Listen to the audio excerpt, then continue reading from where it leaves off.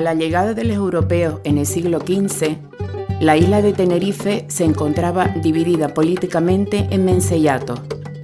La actual zona de Valle de Guerra formaba parte de los menceyatos de Tacoronte y Tegueste, desconociéndose aún hoy cuál era la frontera entre ellos. Los guanches que habitaban esta zona conocían y explotaban todas las riquezas que les ofrecía el entorno, sobre todo las marinas. A pesar de los pocos vestigios arqueológicos existentes, se evidencia una presencia humana muy importante, organizada a partir de poblados de cabañas y de cuevas naturales. Tras la finalización de la conquista de la isla de Tenerife en el año 1496, castellanos y portugueses principalmente comienzan a poblar y explotar el territorio. El adelantado Alonso Fernández de Lugo entregará una gran data de 360 fanegadas de tierra al conquistador Lope Fernández el 20 de septiembre de 1498. Posteriormente, el valle será conocido por el apellido de sus herederos. Al no tener descendencia en sus matrimonios, serán sus primos Hernán Guerra y Hernando Esteban Guerra, hijo de otro primo, quienes detentarán posteriormente esta gran propiedad. Además, hubo otras personas que recibieron datas en el territorio actual de Valle de Guerra, como son Gonzalo Báez y Hernán Martín de Espinal. Los clérigos, igual que ocurrirá posteriormente en América, acompañan a los conquistadores en su misión de convertir y cristianizar a los guanches. En Valleguerra se instalaron los dominicos.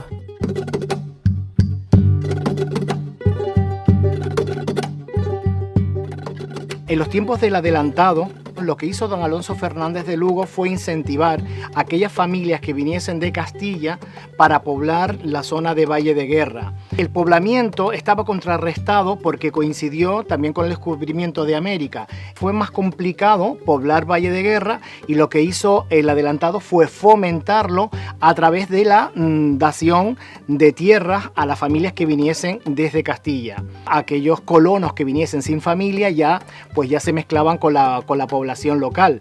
Entonces viene gente de Castilla, como de otras islas, como de Lanzarote y Fuerteventura, a poblar Valle de Guerra y sobre todo también de Portugal. Toda esa mezcla pervive en la población actual de Valle de Guerra.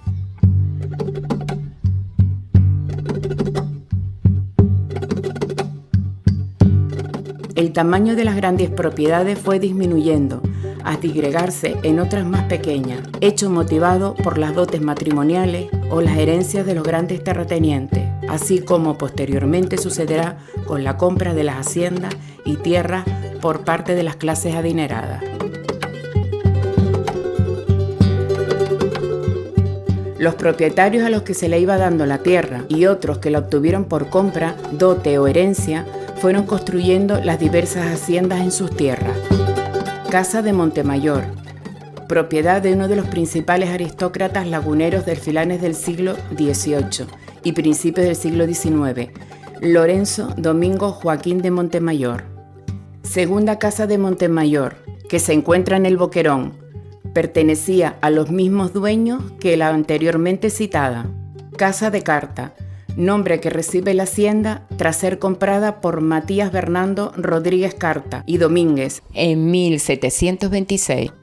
Casa de Basilio o Hacienda de Rosario, debe su nombre a uno de los propietarios que la obtuvo a finales de 1801, Antonio Basilio Castellano.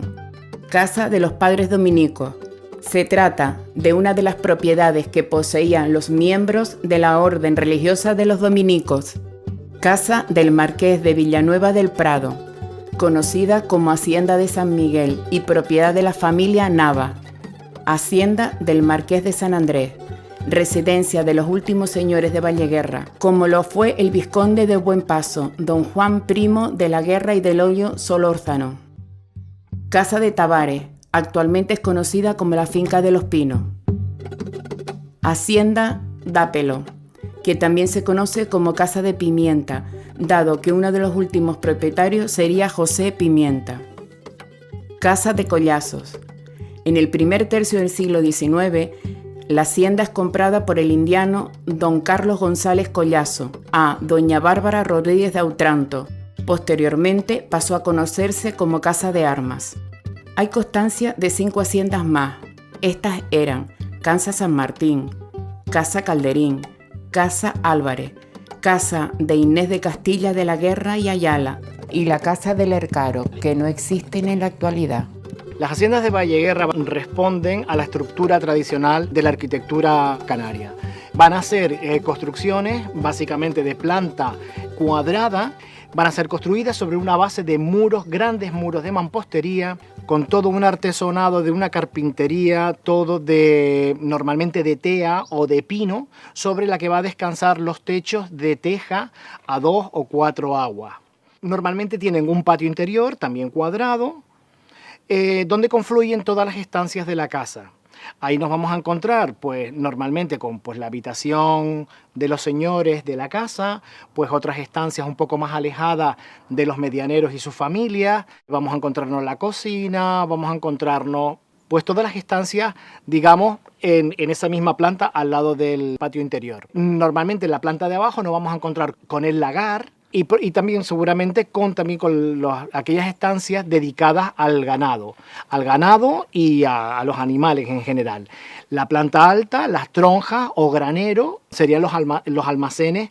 Es bastante llamativo los oratorios privados porque se encontraban en la parte más alta de la casa, en una zona privilegiada, normalmente cerca de las habitaciones nobles, cerca de las habitaciones de los propietarios de la hacienda. Debido a que los propietarios no solían residir en las haciendas, las diferentes familias de trabajadores de la finca, también denominadas colonos, eran los encargados de cuidarlas y habitarlas. Poco a poco fueron construyendo sus propias viviendas en tierras adquiridas o cedidas por los terratenientes a cambio de su trabajo. Las otras casas que existían eran las casas más humildes. Las casas más humildes consistían la adecuación de las propias cuevas que ya existían de los aborígenes en casas habitación, o también pequeñas casas de una sola planta, también de muros de mampostería, de carpintería, de techos de carpintería y de teja, de 1 o 2 plantas. Y también se encontraban casas bastante humildes, que eran casas hechas con muros de piedra y techos de paja, lo que se llaman las casas pajizas. Una zona en Valle de Guerra donde se encuentran las casas pajizas, las casas humildes, es en la zona que llaman de la Hondura. En el plano del prebendado Pereira y Pacheco de 1833, el único núcleo que se ve destacado en la zona de Valle de Guerra sería la zona de Las Toscas. En otros posteriores estudios de Pedro de Olive, de 1865, se ve como que el núcleo de Las Toscas está totalmente consolidado. Y dice que existen 4 casas con 20 individuos. También cita como otros núcleos la zona de la Hondura, del Cantillo y la zona del Boquerón. Hasta la primera mitad del siglo XX en Valle de Guerra, la gente menos privilegiada seguía viviendo en cuevas y casas humildes, con muy pocos recursos. Soy hija de pescadores. Vivíamos en una cueva, tendría yo 12 años. Todos mis hermanos eran mayor de edad, con novias y todo, y entonces ahí ya hicimos con papeles de salón que envolvían los plátanos, las piñas. Y entonces mis padres compraron un poco de ese papel y entonces dividieron. Esos cuartos los dividieron con ese papel para que mis hermanos se acostaran. Después mi padre con cosas de palos y eso hicieron una cama como para nosotras. Y colchones, un colchón de anea. Ahí no había puertas, nunca, ni ventanas. Ahí había aquella de la cueva, que era un espacio grande de la cueva por donde salíamos y entrábamos. El fuego lo hacíamos dentro de un ladito en la cueva, porque la cueva tenía aquella grande hecha, ¿no? Y allí salía y entraba el aire. Y entonces hacíamos el fuego en un rinconito. Fregábamos la loza, baños con un poquito de agua, porque teníamos que venirla a buscar aquí arriba a la Hondura. Debajo de la barranquera, a la Hondura la Pared Grande, que le decían, y veníamos a buscarla. Y entonces con bidones grandes, mi hermana y yo, caminando íbamos y caminando veníamos. Y ya te digo, y con unos bidones encima de la cabeza que así estoy yo de la columna. Llevábamos el agua para tomar y para fregar, pues también la cogíamos de ahí. Y bueno, la casa de los ricos se distinguía porque las casas eran en la finca. Antes había pocas casas de los obreros que trabajaban con los ricos, no habían muchas. Estaban las casas que estaban dentro de la finca. Como prueba de ello es de las que existen todavía ahí. Unas que están restauradas y otras que están ya cayéndose. Las casas se construían de piedra y barro. Eso se ponían con bosta, paja y tierra. Y le daban con un pisón de madera para apisonarlo bastante bien. Y después las paredes sí las encalaban con cal. Los tejados eran de teja, con palos. Las vigas eran palos. Y muchas eran riga y tea. Y eso hacían un Envigado. Unas tenían un selladizo y otras eran nada más que ripia, donde alcanzaba la teja de una a otra, y porque todos no tenían dinero para hacer un selladizo allí de madera, porque había teja urbana, que es esta, y teja inglesa. La teja inglesa sí venía de Inglaterra exportada, que es la que es plana. La casa estaba repartida en la vivienda, es decir, la portada grande aquella que había, se entraba, a la izquierda estaba la antesala que era de cristal, y luego subíamos la escalera y estaba en lo alto, dormíamos todos. En el piso bajo, en la sala grande aquella era para cuando venían los dueños los sábados, y que ellos tenían los muebles allí, y allí se sentaban y descansaban, y comían, se traían comida. Luego después tenía la cocina, la cuadra, que también fue una cuadra donde se tostaban los chochos, y allí había una cuadra para los becerrillos más pequeños. Luego seguía otro cuarto que estaba lleno de arena, que donde jugábamos nosotros con los cochitos allí, que el cuarto que estábamos estaba en la viga de madera aquella. Y luego seguía otra cuadra, que ya tenía entrada por detrás, y la otra cuadra grande.